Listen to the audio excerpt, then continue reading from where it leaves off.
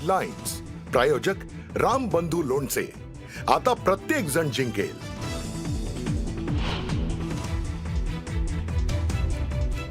कल्याण डोंबिवलीमध्ये मनसेचा शिवसेनेला पाठिंबा. केडीएमसीत महायुतीचा महापौर बसणार तर भाजपला दूर ठेवणार नाही, श्रीकांत शिंदेंची माहिती.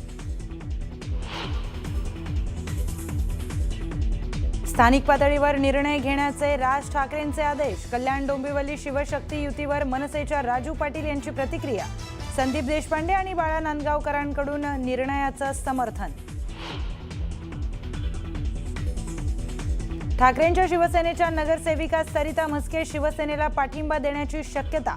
सेना भवनातील बैठकीला म्हस्के गैरहजर तर म्हस्के संपर्कात असल्याचा अनिल परबांचा दावा.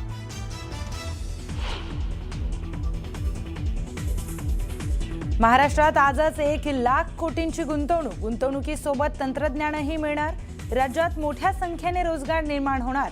दावोसमधून मुख्यमंत्री देवेंद्र फडणवीस यांची माहिती.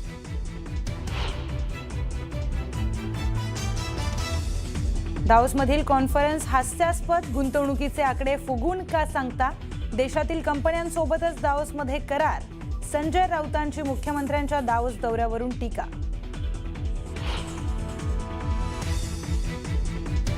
अर्चना पाटलांची धाराशिव जिल्हा परिषद निवडणुकीतून माघार. सामान्य कार्यकर्त्यांना न्याय मिळावा म्हणून माघार घेतल्याची मल्हार पाटलांची माहिती.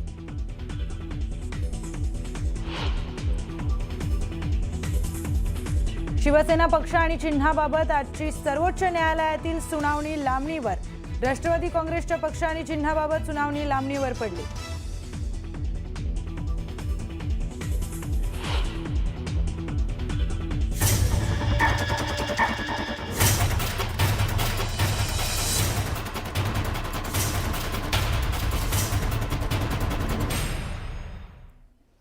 नमस्कार, मी प्रियंका लाठी. आपण पाहताय न्यूज 18 मराठी, आवाज महाराष्ट्राचा. बातमीपत्राच्या सुरुवातीलाच महत्त्वाची घडामोड पाहूयात. तर उद्धव ठाकरेंचे मुंबईतील निवडून आलेले नगरसेवक आता वेट अँड वॉचच्या भूमिकेवर आहेत. 10 मिनिटं नगरसेवक बसमध्ये बसून आहेत. बसमधून उतरण्यासाठी देखील त्यांना मज्जाव करण्यात आलाय. पदाधिकारी त्यांच्या पहाऱ्यावर देखील आहेत.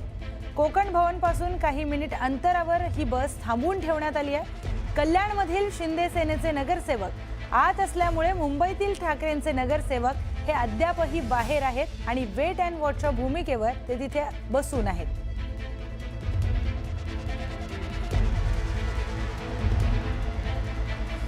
तर आपण बघतोय उद्धव ठाकरेंचे मुंबईतील निवडून आलेले नगरसेवक यांना वेट अँड वॉचच्या भूमिकेवर ठेवण्यात आलंय.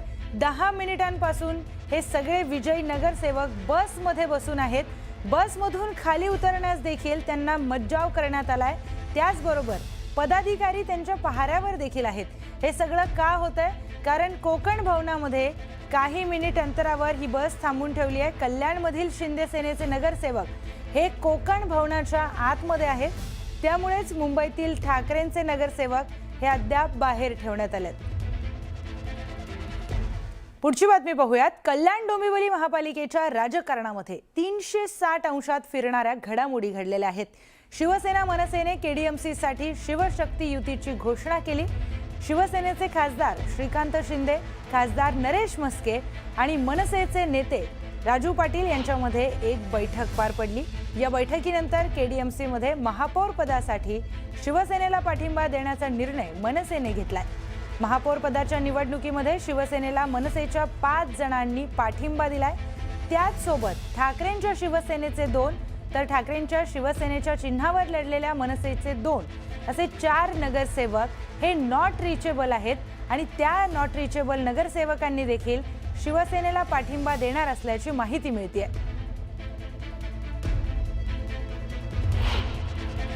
आज कल्याण डोंबिवली म्युनिसिपल कॉर्पोरेशनचे 53 शिवसेनेचे नगरसेवक ज्यांनी जो आहे तो आपला गट जो आहे तो स्थापन केलेला आहे, इथे स्थापन करण्यासाठी आलोय.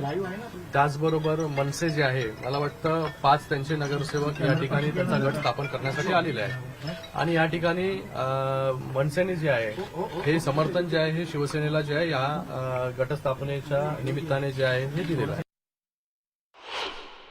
महापौर उपमहापौर किंवा कुठलेही चेअरमॅन हे जे आहे मला वाटतं शिंदे साहेब आणि त्याचबरोबर प्रदेशाध्यक्ष रवींद्र चव्हाणजी हे बसून जे आहे त्या ठिकाणी ठरवतील आणि सगळीकडे कल्याण डोंबिवली महानगरपालिका असेल किंवा उल्हासनगर असेल इथे सगळीकडे महायुतीचाच जो आहे हा महापौर बसेल.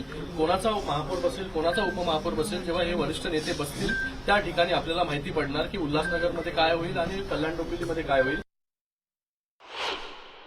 तुम्हाला जे वाटतंय की भारतीय जनता पार्टीला बाजूला ठेवून हे काहीच होणार नाही, तसं भारतीय जनता पार्टी असेल, शिवसेना असेल आणि मनसे असेल या ठिकाणी जे आहे हे सत्ता जे आहे हे स्थापन करेल आणि उल्हासनगरमध्ये देखील शिवसेना असेल, भारतीय जनता पार्टी असेल, त्याचबरोबर वंचितने आम्हाला अगोदरच सपोर्ट त्या ठिकाणी दिलेला आहे. या सगळ्यांचा मिळून जो आहे आणि साई पार्टीचा एक नगरसेवक आहे आणि एक अपक्ष आहे, तर हे सगळे मिळून जे आहे त्या ठिकाणी सत्ता स्थापन करणार आहोत. ठाकरेंच्या उर्वरित जे 7 किंवा 8 नगरसेवक त्यांनीही तुम्हाला सहकार्य करावं. तुमचं असं म्हणणं त्यांनी अरे बघा डेव्हलपमेंटमध्ये जो येईल त्याचं जे आहे आम्ही या ठिकाणी डेव्हलपमेंटच्या नावाने डेव्हलपमेंट करण्यासाठी भविष्यामध्ये जो कोणी बरोबर येईल त्याला जे आहे बरोबर घेण्याचं किंवा समर्थन जे आहे कोणी देऊ शकतं ना. चांगलं काम जर आम्ही करत असू तर समर्थन कोणी द्या आम्हाला. जो खेळ चालू होता केडीएमसी आकडे मोड या परिस्थिती आम्हाला थांबताना दिसत नव्हतं. भविष्यात ज्या काही निवडणुका असतात समित्यांच्या असतात कमिट्यांच्या अशा वेळेस पण काही गोंधळ होण्याची शक्यता आम्हाला दिसत होती. तर अशा वेळी आम्ही कुठेतरी एक बाजू अशी स्टेबल व्हावी या हेतून एक पाठिंबा दिलेला आहे आणि ऑब्व्हियसली शिवसेना आणि बीजेपी हे एकत्र होते त्यामुळे त्यांना समर्थन देऊन केडीएमसीची पूर्ण जी जनता आहे ती हे बोर झाली या प्रकारात सगळ्यांना की इतके दिवस जे राजकारण चालू आहे अंमळात झालं एक्झॅक्टली त्याची पुनरावृत्ती तसं तिथे काय होण्याची शक्यता होती आणि या अशा गोष्टी होऊ नयेत यासाठी आम्ही हा घेतलेला निर्णय. हा कुठल्याही स्वतःच्या स्वार्थासाठी घेतलेला निर्णय नाही. आम्ही ठामपणे सामोरं आलेलो आहे. माननीय राजसाहेबांनी आम्हाला जेव्हा आमचे आकडे समोर आले आणि आम्ही त्यांनी सांगितलं त्यांनी आम्हाला सांगितलं स्थानिक पातळीवर जो तुझ्या नगरसेवकांचा विषय असेल त्याच्यावर निर्णय घ्या आणि त्या अनुषंगाने आम्ही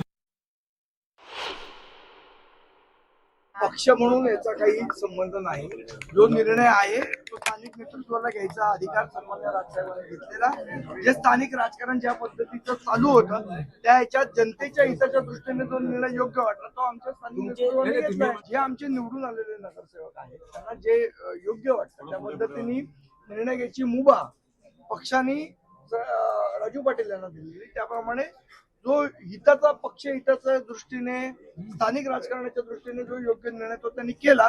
याच्यामध्ये पक्ष म्हणून काही भूमिका नाही. स्थानिक जे राजकारण आहे त्या अनुषंगाने घेतलं. स्थानिक लेवलवरती आमच्या तिकडे राजू पाटील आमच्या तिकडचे माझे आमदार आहेत आणि नेते आहेत आमची. स्थानिक लेवलवरती त्यांनी काहीतरी इंटरनल ॲडजस्टमेंट ती केलेली असावी असं मला वाटतंय आणि अशा प्रकारच्या काही नवीन घटना नाहीत. सगळीकडे अशा प्रकारचे चित्र दिसण्यात येतं. त्यामुळे हा स्थानिक पातळीचा विषय आहे. त्या विषयावरती आणखी माहिती आम्हाला मिळेलच. अजूनपर्यंत तरी माहिती आम्हाला मिळालेली नाही. मनसेने आता शिंदेंना पाठिंबा दिल्याचं पाहायला मिळतंय. तर तशीच काही राजकीय घडामोडी ज्या घडत आहेत त्याकडे आपण कसं पाहतो? नाही, मी कसंच पाहत नाही. त्याचं कारण असं आहे की आता जसं जसं ह्या सगळा प्रोसेस पुढे जाईल त्या वेळेला पक्ष आपापले निर्णय घेतील. बघा या राजकारणामध्ये ज्यांनी भाजपनी कायम सतत मुस्लिमांचा द्वेष काँग्रेसचा द्वेष केला तर अनेक ठिकाणी भाजप आणि काँग्रेस एक झाली आहे. त्यामुळे या राजकारणाच्या समीकरणाला काही मी फारसा आम्ही महत्व देत नाहीये. ते पक्षप्रमुख बघतील. आम्हाला जे कामगिरी देतात की नगरसेवकांकडनं सगळं काम करून घ्या किंवा जे ते आम्ही करू. विकासाच्या भूमिकेवर